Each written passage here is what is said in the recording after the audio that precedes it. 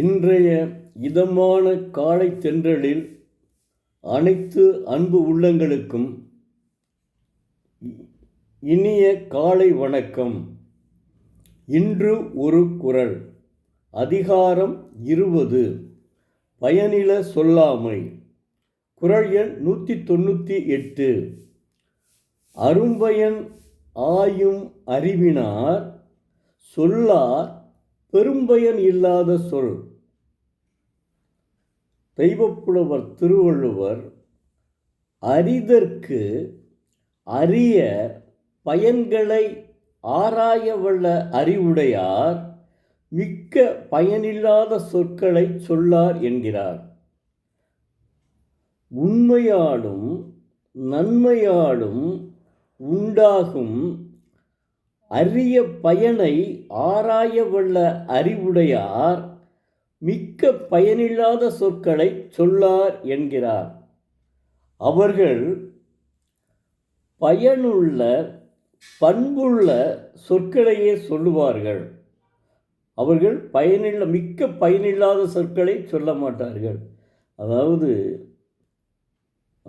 இந்த குறளை உண்மையிலேயேங்க அவர் எப்படி அந்த எதுகை மோனையும் அந்த 7 சீரும் எல்லா குறளையும் 1330 குறள்களிலும் 7 சீர்கள் அடங்கி இருக்கும்.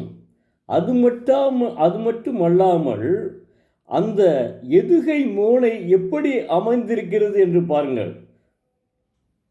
அரிய அரிய, ஆனால் அந்த பெரிய ரா இருக்குல்ல, ரீ இருக்குல்ல, அந்த பெரிய ரீயும் சின்ன ரீயும் போட்டு எவ்வளவு அற்புதமாக தமிழ் மொழியை அப்படியே விளையாண்டு உள்ளாருங்க.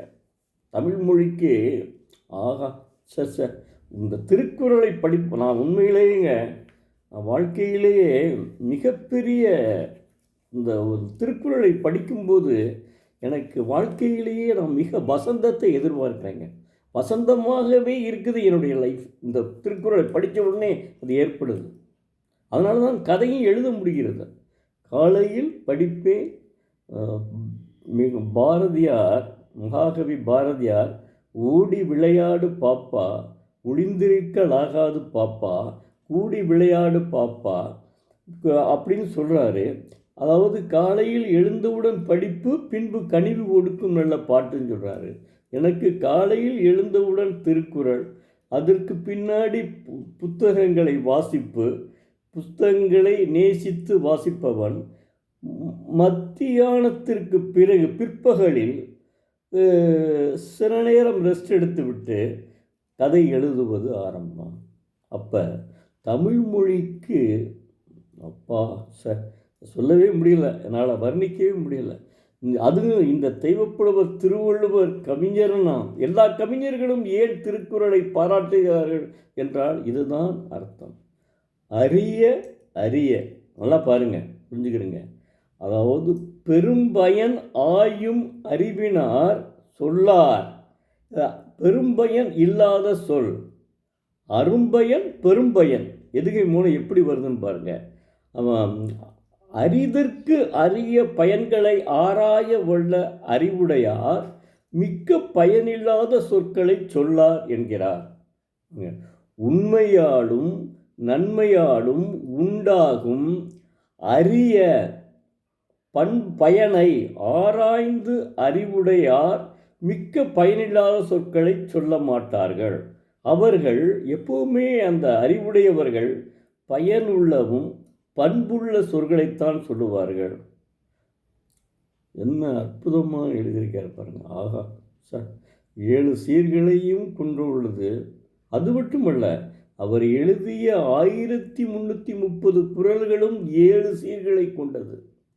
அது மட்டுமல்ல, அந்த அரிய அரும்பயன் பெரும்பயன் எப்படி கொண்டாடுறதுல அதுதான் அவருடைய தனிச்சிறப்புங்க. அப்போ ஏன் அறிஞர்கள்லாம் இதை சொல்ல திருக்குறளை பாராட்ட மாட்டார்கள்? இல்லைன்னா 117 மொழி, நான் முதல்ல 58 மொழிகள் வரையும் தான் நான் கிட்டத்தட்ட ஒரு 2 மாதம் முன்னாடி படித்தேன். அது இந்து தமிழ் தேசம் தான் படித்தேன். மொத்தம் 58 மொழிகளில் தான் மொழிபெயர்க்கப்பட்டுள்ளது என்று சொல்லியிருந்தார்கள்.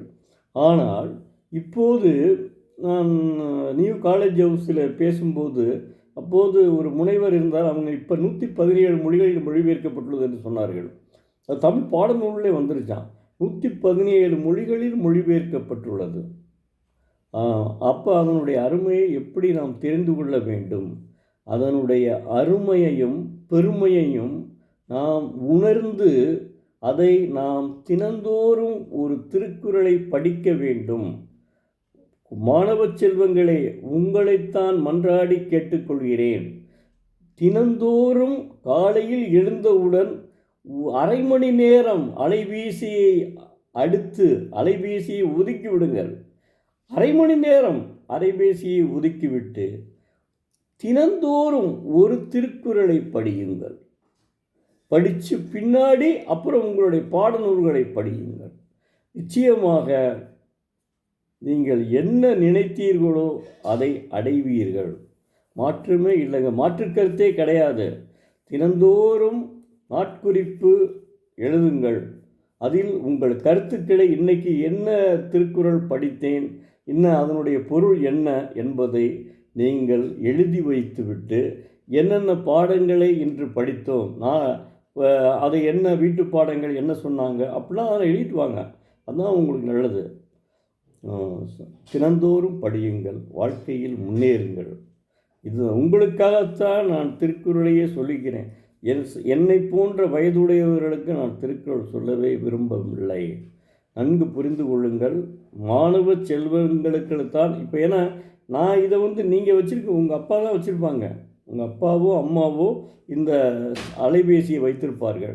அதில் நான் திருக்குறளை பற்றி பார்த்துட்டு வச்சிடறேம்மா அப்படின்னு சொல்லிட்டு வாங்கி பார்த்து விட்டு வச்சுக்கிறீங்க. நீங்கள் குறளை, அதாவது எல்லா இருக்கிறதுலே பரிமேலழக உரை தான் ரொம்ப பெரிய நல்ல பெரும் பயனை அளிக்கக்கூடிய ஒரு உரைங்க.